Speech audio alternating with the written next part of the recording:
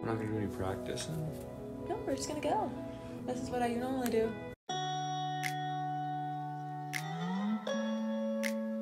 Hello everyone, welcome back to my YouTube channel. I have a guest here with me today. Okay. His name is Cooper Lemoyne and he's my boyfriend. How y'all doing? Let's get right to it. The first thing we have is our Colorado move and the drive from New Orleans to Denver. Now Cooper, do you want to tell a little bit about that? Yeah, sure.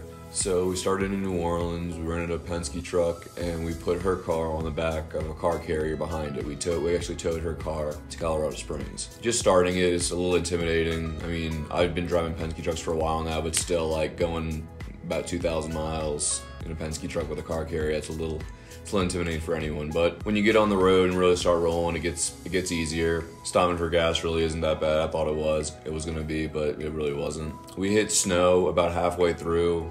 Snow and ice, that was a little tricky, but the truck handled it pretty well. We never really had to stop. We never really had any problems. When we did have a little bit of an issue though was when we were going up and down the mountains on the last like 3 hours of the drive.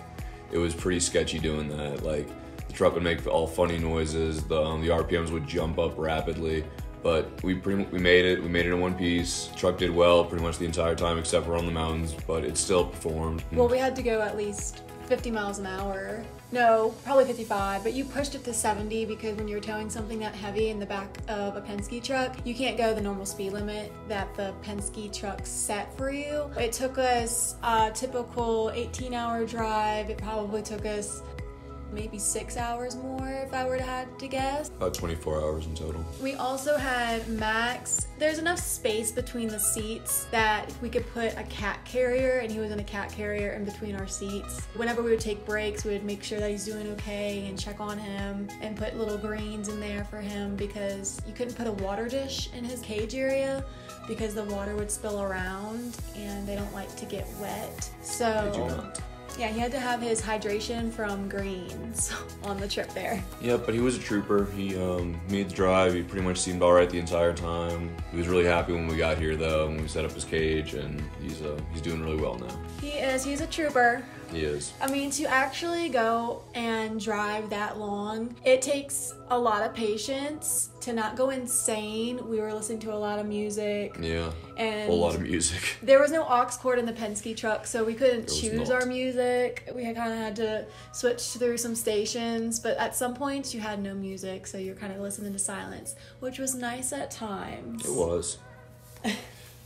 So yeah, I guess maybe just a few more things about the drive would be that there's some long stretches that you don't see a gas station for, and it's kind of scary, but don't worry, you'll make it. There's a few spots where you're pretty much going to be by yourself driving, like there's not going to be any cars around you. A little sketchy, but we made it through. Also, to actually get to Colorado Springs, beforehand we looked at apartments and stayed at a friend's house, my best friend Brittany, in Dallas, and that was before the move, so I think that was close to early January, I think. Yeah, maybe it would have been like, maybe we left on like the 3rd, got back on like the 7th. And whenever we got there, we looked at places. We left his truck at the airport. Yep. And then flew from Colorado Springs back to New Orleans and stayed in New Orleans for about another 2 or 3 days. And then packed all up, headed on out, maybe January 8th.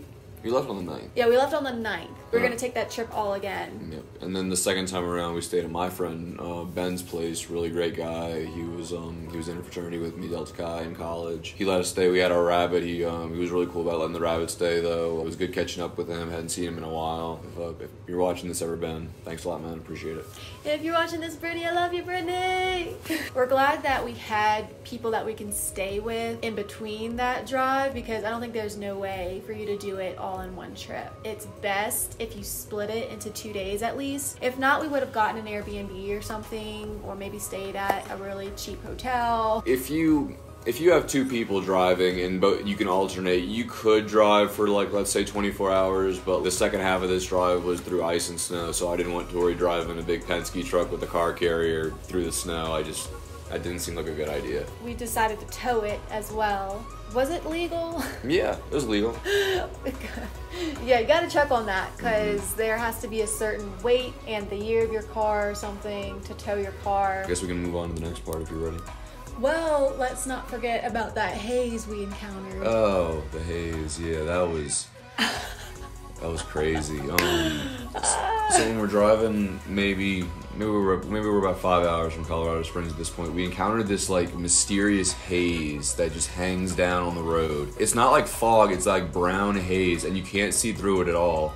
And we've never encountered this, so I'm really slowing down because I'm thinking there could be a huge turn or the edge of a mountain right in front of us. But then we just see cars like flying by us, and we're just thinking, what are these people thinking? Like, how are they that sure that they're fine to drive 70, 80 miles an hour through haze that you can't see like 40 feet in front of you? You might not even be able to see like 20 feet in front of you. It's bad. And first we thought it was fog because it was almost like a dust cloud. That's how to describe it. You could not see anything. You couldn't see it probably 10 feet in front of you when you're driving, and you're already on a mountain. You're going up and down, curving this way and curving that way. So, I mean, it was scary. And it was. And people, I guess they were used to it around there, and they know the area, so that's why they were flying past us. We were like, we are going 2 miles an hour. We don't care if it takes us an hour or two to get off this mountain. We're gonna do this safely because we had my dang darn car in the back. It was scary, okay? Like, I thought we weren't gonna make it. Yep, but we made it. We did. We made it. Anything else about tips for driving? Dallas driving, be careful for Dallas. Oh yes. When you're going through Dallas, it is packed and it's hard to change lanes. And you're gonna have to take a few exits, and they're not very well marked. You get a lot of good views. You'll see the mountains. You'll see the landscape change. Yeah, flat to hilly, and then mountains. Yep. I do have little clips from our drive that I will include somewhere around here, so you can kind of see the landscape and how it changes throughout. The next part that we have is when we actually got to Colorado Springs. What happened after that? We stayed in a hotel. Yeah. Because our move-in date wasn't until January 11th, so we stayed overnight at a hotel, the Marriott, that Max could stay in. We literally thought of that last minute, and thankfully there was a hotel that could keep him, and they didn't say that he was a rodent like some of our apartments when we were trying to find. Mm-hmm. They're like, we're not gonna keep this rodent. We're like,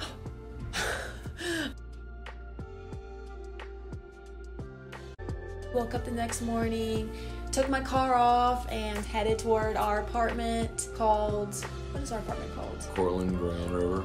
Cortland Grand River. During that process, we didn't realize how much stuff we actually brought in the Penske truck and how much space we had in the apartment. We didn't take that into consideration, and I still did Marie Kondo methods and got rid of a bunch of stuff, and I thought that we would be completely fine and not having to worry about any space. I was freaking out about the space. There was boxes everywhere, and there's another clip that I'll show you, and it just looked like chaos. Like, my mind was going through some things. Yeah, she was very stressed when she saw this entire room, basically nothing but boxes. And I told her, excuse me, I told her, Tori, you just gotta trust me on this one. It's gonna be okay. We're gonna find space for all this. We're gonna break it down. It's gonna be really nice. Lo and behold, we still have a few things to put away, but it turned out really nice. It's a nice space for us. There's enough space for Max. We found an apartment that luckily allows rabbits. They're really cool about it. It's not huge, but it's not small. It's a good size. We have a nice kitchen. For those of you who are thinking about moving or moving in the future, don't let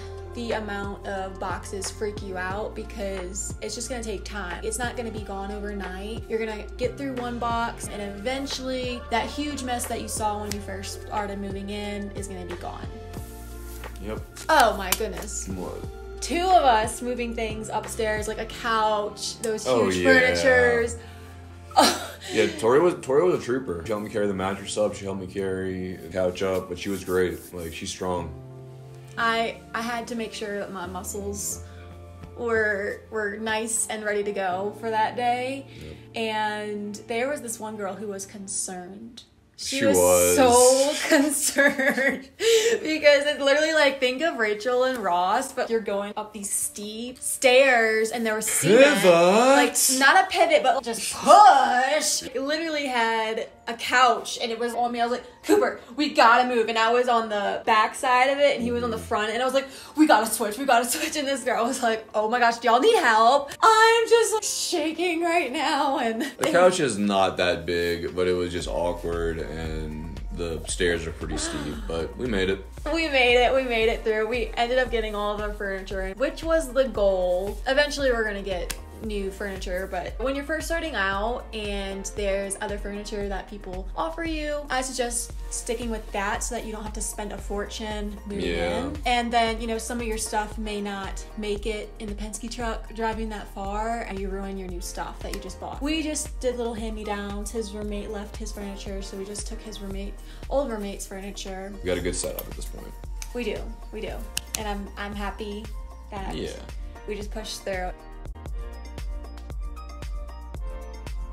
It was hard the very first 2 weeks actually being here. The realities of moving didn't sink in until all of our stuff was in. I realized that I was miles away from them.